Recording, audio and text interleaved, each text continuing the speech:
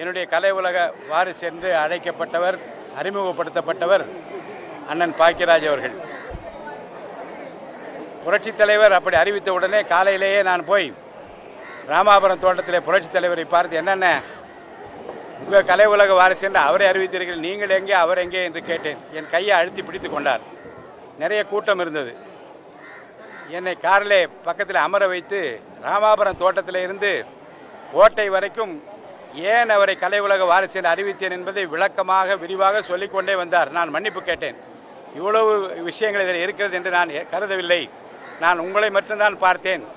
உங்களையும் அவரை இணைத்து பார்க்கிற இந்த செய்திகளை எல்லாம் உங்கள் மூலமாகத்தான் தெரிந்து கொள்வேன் என்று நான் அவரிடம் தெரிவித்த அந்த நாட்களை நான் எண்ணி பார்க்கிறேன். பின்னாளில் புரட்சித் தலைவருடைய மறைவுக்கு பிறகு அன்னை ஜானகி அம்மா அனைத்து இந்திய அண்ணா திராவிட முன்னேற்ற கழகத்தை நடத்திய போது அவர் எவ்வளவு உறுதுணையாக இருந்தார் என்பதையும், ஆட்சிக்கு வருவார்களா வரமாட்டார் என்பதை பற்றியெல்லாம் கவலை, விசுவாசத்துக்காக புரட்சித் தலைவர் கொண்டு வந்த அன்புக்காக அவர் அன்றைக்கு அம்மா அவர்களோடு நின்றதையும் நான் நினைத்து பார்க்கிறேன். அவருடைய திருமணத்துக்கு திருவேற்காடு கோயிலில் நடந்தது. நான் அப்போது கழகத்தின் மாவட்ட செயலாளராக இருந்தபோது புரட்சித் தலைவர் வரவேற்பதற்காக திருவேற்காடு கோயில் வாசலில் நின்று அவரை வரவேற்றதும், அந்த திருமணம் விமரிசையாக நடப்பதற்கு புரட்சித் தலைவர் அருகிலே இருந்ததையும் நான் நினைத்து பார்க்கிறேன். பின்னாளில் தொடர்ந்து எழுத்துலகில் அவர் பாக்கியா பத்திரிகையின் மூலமாக நல்ல செய்திகளை நாட்டுக்கு தர வேண்டும் என்ற விருப்பத்தோடு அந்த எழுத்துலக பணியில் அவர் ஆற்றிய அந்த பணிகளை நான் நினைத்து பார்க்கின்றேன். பின்னாளில் பொது வாழ்க்கையில் அங்காங்கே உயர்வும் தொய்வும் ஏற்பட்டாலும் கூட மக்கள் தொடர்பை விடாமல் அண்ணன் பாக்கியராஜ் வைத்திருந்தார்.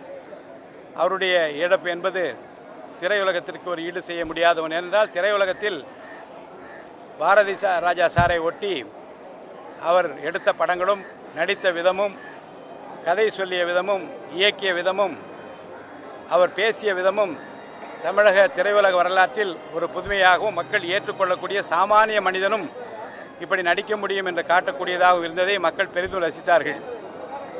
பல படங்களில் அவர் முத்தாய்ப்பான வசனங்கள் மனதை தொட்டது. அந்த முருங்கைக்காய் விவகாரம் இன்றும் கூட பலருடைய உள்ளத்திலே நிலை நிற்கக்கூடிய ஒரு காட்சியாக அமைந்திருப்பதையும் நான் நினைவு கூற விரும்புகிறேன். பாக்கியராஜ் சார் அன்பானவர், தமிழ்நாட்டில் நல்லது நடக்க வேண்டும் என்று விரும்பிய ஒரு அண்ணன்.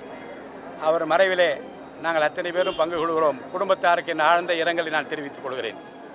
பிளே ஸ்டோர் மற்றும் ஆப் ஸ்டோரில் இருந்து பாலிமர் செயலியை QR கோடு மூலம் பதிவிறக்கம் செய்யுங்கள்.